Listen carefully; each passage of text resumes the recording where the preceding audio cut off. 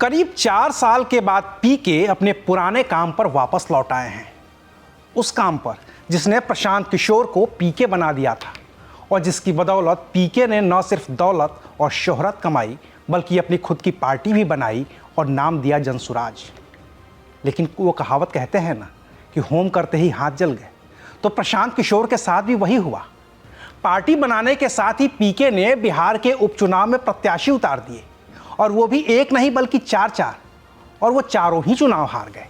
और अब जब बिहार चुनाव में 1 साल से भी कम का वक्त बचा है तो प्रशांत किशोर अपने पुराने काम के साथ बिहार से निकलकर तमिलनाडु पहुंच गए हैं, जहां उनके नए दोस्त बने हैं फिल्म स्टार से नेता बने थलपति विजय। लेकिन सवाल है कि आखिर पीके को बिहार की राजनीति से निकलकर तमिलनाडु क्यों जाना पड़ा? आखिर जो प्रशांत किशोर अपने पुराने काम यानी कि पॉलिटिकल स्ट्रेटजिस्ट वाले काम से संन्यास ले चुके थे, उसे वापस क्यों शुरू करना पड़ा? और आखिर जब पीके फिर से अपने पुराने काम पर वापस लौट आए हैं तो बिहार में बनाई उनकी पार्टी जनसुराज का भविष्य क्या होगा? इन सारी बातों पर आज बात करेंगे विस्तार से। नमस्कार, मैं हूं अविनाश और आप देख रहे हैं अनकट। तमिलनाडु में स्टालिन और पश्चिम बंगाल में ममता बनर्जी को चुनाव जिताने के बाद प्रशांत किशोर ने तय किया था कि अब वो खुद चुनावी राजनीति में उतरेंगे। तो उन्होंने अपने पुराने काम यानी कि पॉलिटिकल स्ट्रेटजिस्ट वाले काम से तौबा कर ली, संन्यास ले लिया और निकल गए बिहार में पदयात्रा पर। गांव-गांव घूमे, शहर शहर घूमे, हजारों लाखों लोगों से मिले, करीब 2 साल तक चलते ही रहे और आखिरकार महात्मा गांधी के जन्मदिन 2 अक्टूबर 2024 को उन्होंने अपनी नई राजनीतिक पार्टी लॉन्च कर दी और उसे नाम दिया जनसुराज। जनसुराज को आधिकारिक तौर पर जनसुराज पार्टी के तौर पर स्वीकार कर लिया गया है। इस पार्टी के बनाने के दौरान ही प्रशांत किशोर ने अपने इरादे साफ कर दिए। कहा कि वो बिहार को बदल कर रहेंगे और इस बदलाव की शुरुआत के लिए पीके ने साल 2025 के विधानसभा चुनाव का इंतजार नहीं किया बल्कि पार्टी बनाने के साथ ही ऐलान कर दिया कि वो बिहार में होने जा रहे 4 विधानसभा उपचुनाव में अपने प्रत्याशी उतारेंगे। बिहार का चुनाव 25 में जीतना चाहते हैं कि 24 में जीतना चाहते हैं? 25 में कि 24 में?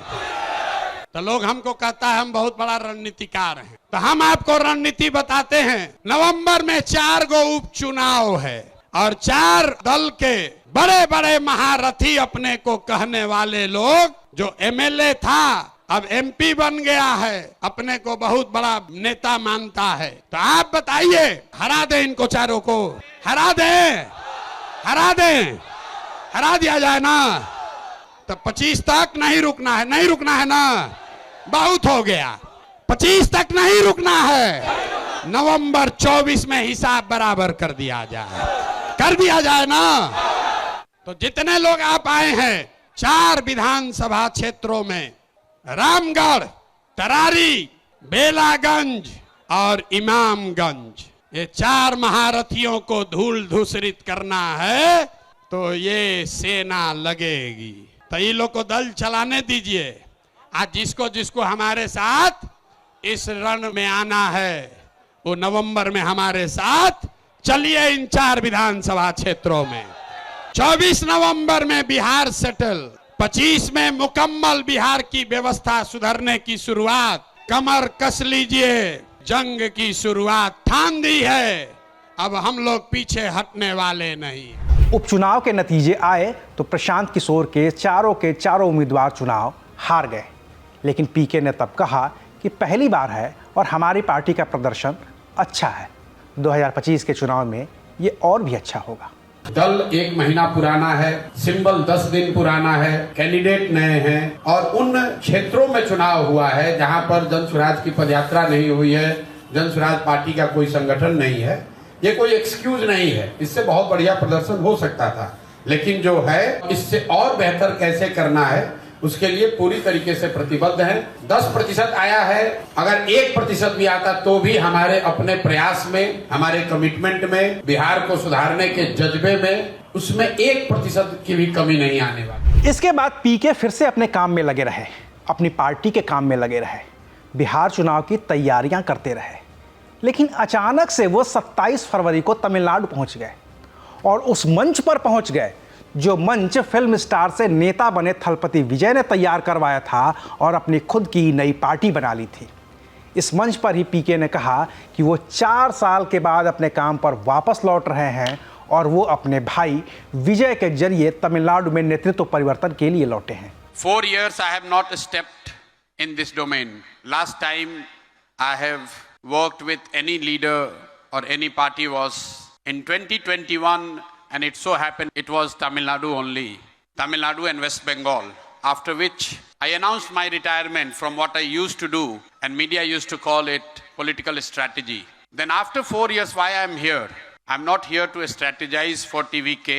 You don't need my strategy. I'm not here to help my brother, my friend Vijay, because he doesn't need that help. I'm here because I truly feel that my announcement has been that I will not work with any leader or party. But then Vijay is not a leader. He is not a leader, political leader for me. He is the new hope for Tamil Nadu. And that's why I'm here. लेकिन सवाल है कि क्यों? आखिर जब बिहार में चुनाव की तैयारियां शुरू हो चुकी हैं, पीएम मोदी ने अपनी भागलपुर रैली के जरिए बिहार चुनाव का टोन भी सेट कर दिया है, नीतीश कुमार ने अपनी प्रगति यात्रा के साथ ही अपनी कैबिनेट का आखिरी विस्तार भी कर लिया है और तेजस्वी यादव ने भारतीय जनता पार्टी और जेडीयू के खिलाफ मोर्चा भी खोल दिया है, तो पीके इससे दूर क्यों है? और वो भी इतनी दूर जहां से बिहार की राजनीति का कोई लेना देना ही नहीं है। बिहार में इसी साल चुनाव है, जबकि तमिलनाडु में अगले साल चुनाव होने हैं। पीके की भी पार्टी जनसुराज नई ही है और थलपति विजय की पार्टी टीवीके यानी कि तमिलगावेत्री कनगम भी नई ही है। तो पीके अपनी पार्टी पर होने वाली अपनी मेहनत को बांटकर विजय की टीवीके के साथ भी मेहनत क्यों कर रहे हैं? क्या इसकी वजह पीके को अपने पुराने काम से होने वाली आमदनी है, जिसका इस्तेमाल वो इस चुनाव में अपनी पार्टी के लिए करेंगे, या फिर 2 साल की पदयात्रा और करीब 6 महीने की पुरानी पार्टी बनाने के बीच में पीके को ये समझ में आ गया है कि बिहार की राजनीति में नए सिरे से दखल देना उतना भी आसान नहीं है जितना उन्हें पहले लगा था। अब सच चाहे जो हो, लेकिन इतना तो तय है कि पीके न तो बिहार की राजनीति से पूरी तरह से दूर हो पा रहे हैं और न ही बिहार की राजनीति में पूरी तरह पैवस्त। क्योंकि अगर उनका मकसद सिर्फ बिहार होता तो वो न तो तमिलनाडु जाते और न ही विजय की बनाई पार्टी टीवीके के विशेष सलाहकार बनते। लेकिन बिहार में राजनीति के लिए पैसा जरूरी है और वो पैसा पीके को राजनीति करने से नहीं, काम करने से मिलेगा। शायद यही वजह है कि पीके ने अपना पुराना काम फिर से शुरू कर दिया है और पीके का इस काम में जिस तरह का स्ट्राइक रेट रहा है, उसे देखते हुए और भी राज्यों के और भी पार्टियों के लोग पीके से संपर्क करते दिखें और पीके भी उनके मंच पर जाकर उन्हें अपना दोस्त, अपना भाई बताते दिखे तो कोई हैरत नहीं होगी। आखिर मामला पैसे का जो है। शुक्रिया, आप देख रहे थे अनकट।